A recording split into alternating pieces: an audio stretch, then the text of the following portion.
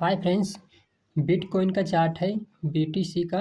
और बिटकॉइन में support and resistance को आज मैं एक्सप्लेन करने वाला हूँ, वो भी 4 आवर्स पर, 1 आवर्स पर और 30 मिनट पर, 15 मिनट पर, 5 मिनट पर मैं एक्सप्लेन करने वाला हूँ। तो एक्सप्लेन में ये सब सारा डिटेल में आपको बताऊंगा कि किस तरीके से आप सपोर्ट एंड रेजिस्टेंस का सहारा ले सकते हैं, आप एक अच्छा सा सपोर्ट एंड रेजिस्टेंस बना सकते हो। तो सबसे पहले मैं 4 आवर्स पर आता हूँ। 4 आवर्स पर आने के बाद यहाँ पर आप देख सकते हैं कि सब यहाँ एक रेजिस्टेंस तो बना है, जो कनेक्टिविटी हुई है यहाँ से लेकर यहाँ तक।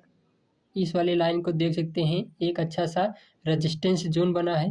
ठीक, रेजिस्टेंस जोन बनने के बाद आप यहाँ पर देख सकते हैं इस वाली लाइन पर कि ऑलरेडी मार्केट ने अपने सपोर्ट को ब्रेकआउट कर दिया है। जो एक पॉइंट कनेक्ट हो रहा है और 2 पॉइंट कनेक्ट हो रहा है, 3 पॉइंट, 4 पॉइंट और पाँचवें पॉइंट पर अपने सपोर्ट को ब्रेक कर दिया है।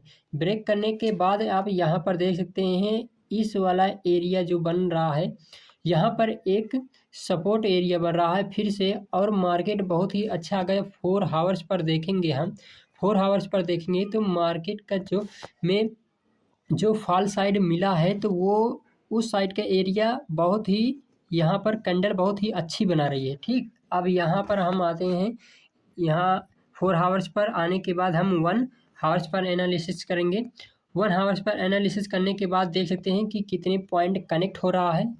कनेक्ट होने के बाद आप यहाँ पर देख सकते हैं कि अगर जहाँ मैं 1 से 2 पॉइंट को कनेक्ट करता हूँ तो भी वो सपोर्ट एरिया बनता है। यहाँ से भी हम कनेक्ट कर सकते हैं, तो 1 पॉइंट कनेक्ट हुआ, 2, 3 और ये चौथे पॉइंट पर इसने ब्रेकआउट दिया है। तो ये वाला एरिया जो सपोर्ट मेरा बढ़ रहा है वो चौथे पॉइंट पर ब्रेकआउट हुआ है। तो यहाँ पर आप देख सकते हैं ये 1 आवर्स पर है।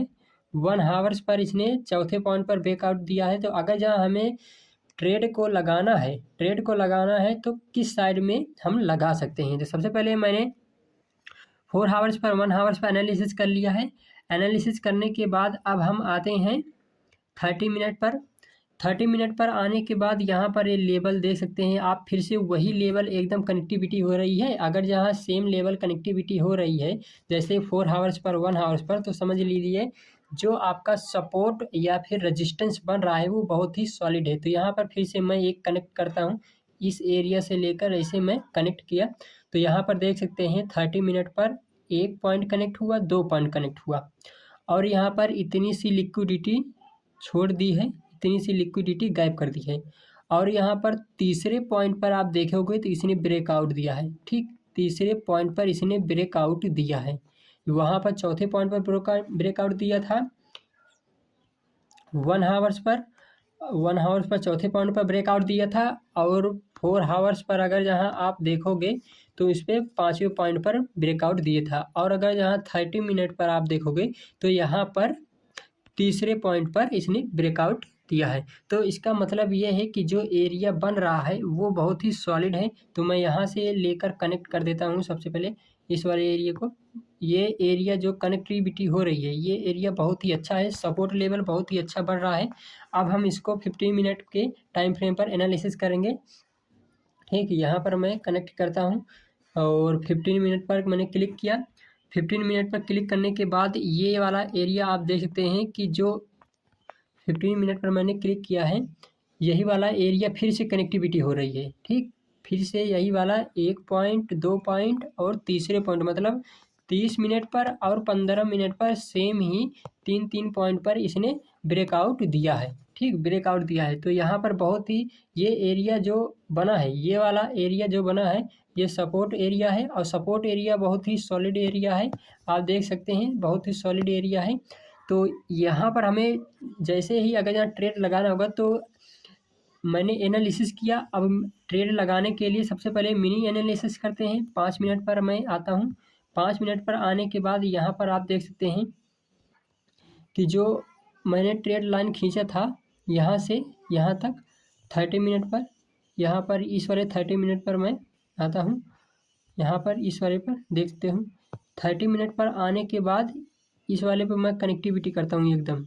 यहाँ पर कनेक्ट किया कनेक्ट करने के साथ यहाँ पर आप देख सकते हो, मैं चार्ट को छोटा करता हूँ और यहाँ से छोटा करने के बाद ये वाला एरिया आप देख सकते हो कि कैसे मार्केट में तो फॉल आया, फॉल आने के बाद फिर से मार्केट अपना एक पुल बैक लिया और इसी रेजिस्टेंस को टच करने के बाद फिर से गया, फिर से एक अपना डबल टॉप का सपोर्ट लिया और फिर से मार्केट अपने आप को एक बार ऊपर की तरफ ले जाने का कोशिश किया। दूसरी बार ये गिरा, फिर से अपने रेजिस्टेंस को टच किया और मार्केट अभी गिर रहा है 30 मिनट के टाइम फ्रेम पर।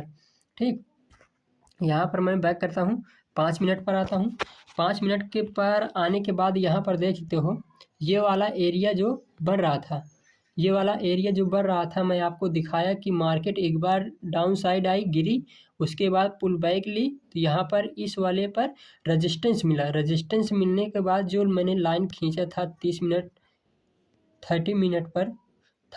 पर वही उसी लाइन को टच किया और फिर से मार्केट गिराया।